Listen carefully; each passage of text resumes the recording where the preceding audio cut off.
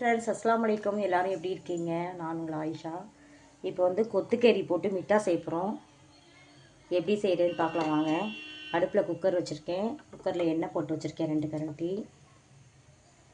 இப்போ வந்து பட்டை, கிராம்பு, ஏலக்காய் போடணும். நான் வந்து பொடி தான் வச்சுருக்கேன், இப்போதைக்கு அது இல்லை, அதனால் கொஞ்சம் பொடி போட்டுக்கிறேன். இப்போ வெங்காயம் போட்டுக்கலாம்.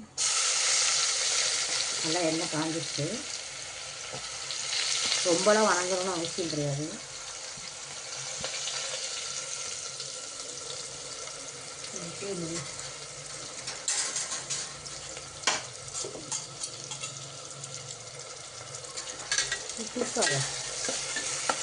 கொஞ்சம் வணக்கிக்கோங்க.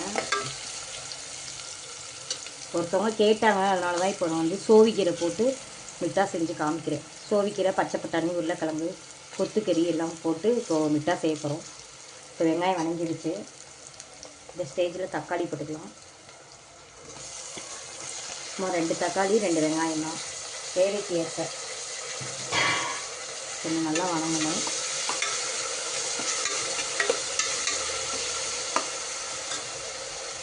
வெங்காய தக்காளி வணங்குறதுக்கு கொஞ்சம் பேர் பிடிச்சி போட்டுக்கலாம். ரொம்ப போட்டுறாதீங்க, கரிச்சிடும். இப்போ இந்த வெங்காயம் தக்காளி நல்லா வணங்கட்டும்.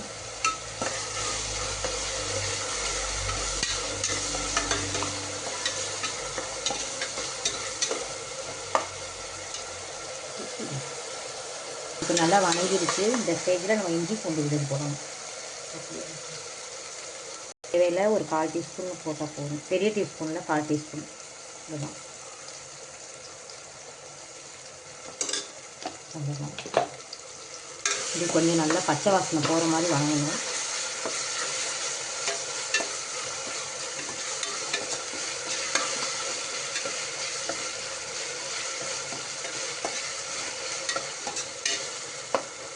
நல்லா மணக்குள்ள இந்த ஸ்டேஜில் கொஞ்சம் மஞ்சத்தூள் போடணும். மஞ்சத்தூள்லாம் கொஞ்சமாக போடுங்க, ரொம்ப போடுங்க.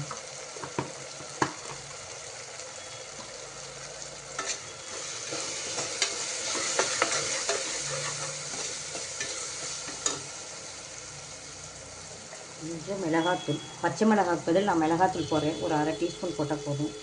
ரொம்ப வேண்டாம், காரம் இருக்கக்கூடாது. இந்த மிட்டாவுக்கு காரம் அதிகமாக இருக்கக்கூடாது.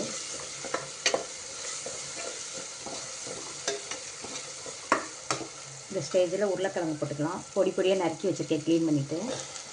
இந்த மிட்டாவுக்கு உருளைக்கிழங்கு இப்படி தான் போடணும், அப்போ தான் நல்லாயிருக்கும். அதுக்கப்புறம் பச்சை பட்டாணி பாருங்கள். இப்போ பச்சை பட்டாணி சீசனு. இது வந்து சுத்தமான இப்போ பச்சை பட்டாணி, எந்த கலர் பொடியும் சேர்க்காமல், கெமிக்கல் சேர்க்காமல் உரிச்சது. நம்ம அதையும் போட்டுக்கிறேன். தண்ணி இருக்குது.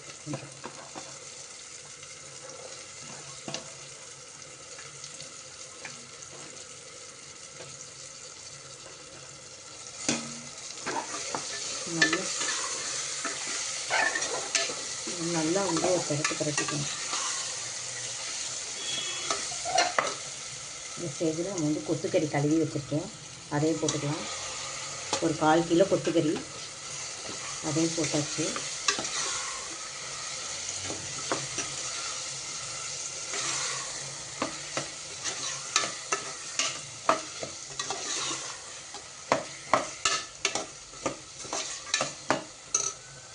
உப்பு இந்த ஸ்டேஜில் எப்படி இருக்குன்னு பார்த்துக்கலாம். ஆல்ரெடி நான் வந்து வெங்காயம் வணங்குறதுக்கு உப்பு போட்டிருக்கேன், அதனால் இதில் உப்பு இருக்குது. அதனால் பார்த்துட்டு சும்மா கொஞ்சோன்னு போடலாம், ரொம்ப வேண்டாம்.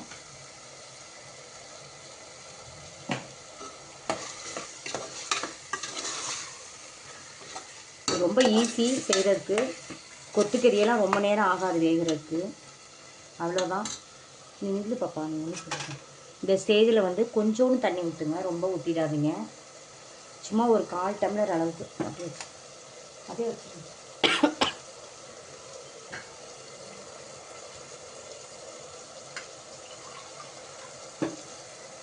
ஒரு 1/4 டம்ளர், ஒரு 25 ml தண்ணி ஊற்றினீங்கன்னா போதும். ரொம்பலாம் தண்ணி ஊற்ற தேவையில்லை இருக்குது.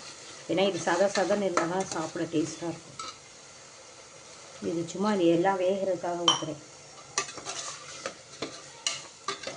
அவ்வளோதான். இப்போ இது வந்து ஒரு 4 விசில் விடணும். அப்போ தான் நமக்கு அந்த டேஸ்ட்டு கிடைக்கும். நல்லா வெந்தால் எல்லாம் சேர்ந்து வெந்தால் தான் அந்த டேஸ்ட்டு கிடைக்கும். அவ்வளோதான். இந்த மாதிரி ஸ்டேஜில் நம்ம வந்து விட்டுறணும். அவ்வளோதான். இப்போ வந்து இதை 4 விசில் விட்டுட்டு காட்டுறேன். இந்த ஸ்டேஜில் நம்ம வந்து சோவிக்கீரை போடணும். இதெல்லாம் கொஞ்சம் ஒரு லைட்டாக கொதி வந்துருச்சு. இந்த ஸ்டேஜில் சோவிக்கீரை போட்டு தான் நம்ம குக்கரை மூடி விசில் விடணும். சோவிக்கீரை நல்லா கழுவி வச்சுருக்கேன். நல்லா 2 கைப்பிடி அளவுக்கு இருக்குது. எல்லாத்தையும் போட்டுருவேன். வாசனை நல்லா இருக்குல்ல, சோவிக்கீரையோட வாசனை. அவ்வளோதான். இப்போ இந்த வந்து நம்ம 4 விசில் விடணும். இதை சோவிக்கீரையும் போட்டாச்சு. இதில் ஃபைனலாக நம்ம வந்து இதில் தேங்காய் ஊற்றணும். இது 4 விசில் வரட்டும். வந்தோடனே இப்போ இதை குக்கர் மூடி போட்டு 4 விசில் விட்டுறலாம். இப்போ வந்து நம்ம மூடி போட்டு 4 விசில் விட்டுடலாம். விசில் வந்தோடனே நான் உங்களுக்கு காட்டுறேன். அடுப்பை ஃபாஸ்ட்டாக வச்சு 4 விசில். இப்போ விசில் போயிடுச்சு. இப்போ மிட்டா ரெடியாக இருக்கும்னு நினைக்கிறேன். இப்போ வந்து இதை சட்டி மாற்றணும். நம்ம நல்லா வெந்துருச்சு பாருங்க, நல்லாயிருக்கு. தண்ணியெல்லாம் விடக்கூடாது. இப்போ வந்து இந்த உருளைக்கிழங்கு கூட நல்லா அப்படி கொஞ்சம் அதை மிக்ஸ் பண்ணி விடணும். நச்சு விட்டிங்கன்னா நல்லாயிருக்கும் டேஸ்ட்டு. உருளைக்கிழங்கு நல்லா குழஞ்சி நல்லா இருந்தால் தான் டேஸ்ட்டாக இருக்கும்.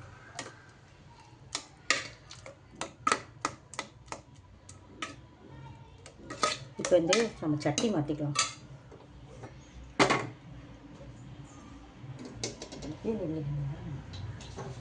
ஸ்டவ் ஆன் பண்ணி சட்டி வச்சாச்சு. இதுக்கு தாளிப்பம்லாம் நம்ம முன்னாடியே தாளிச்சிட்டோம். அதனால் நம்ம வந்து இதை வந்து சட்டி மாற்றி வச்சிடலாம்.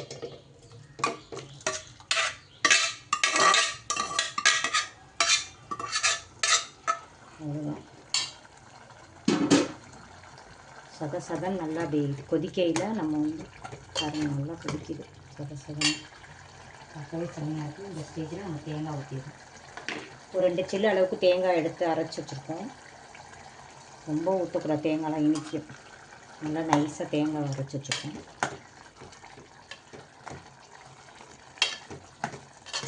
தேங்காய் ஊற்றி ரொம்ப நேரம்லாம் கொதிக்க தேவையில்லை. சும்மா லைட்டாக கொதிச்சா போதும். இந்த மிக்சியை கழுவுங்க, ஜாரை கழுவுங்க தண்ணி. இது ரொம்ப தண்ணியெல்லாம் ஊற்றிடாதீங்க.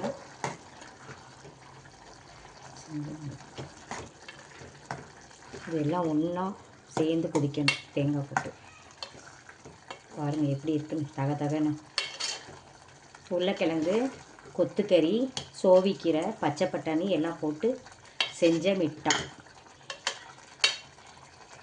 லைட்டாக கொதிச்சா போதும், ரொம்ப கொதிக்க தேவையில்லை.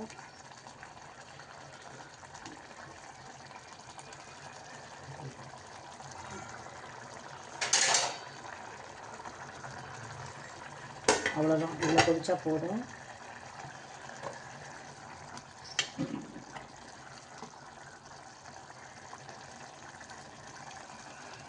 எல்லாம் கரெக்டாக இருக்குது.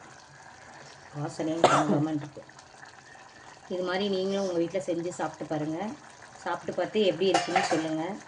ஃபைனலாக நம்ம வந்து கொத்தமல்லி தழை போடுறோம், ஒரு வாசனைக்கு தான்.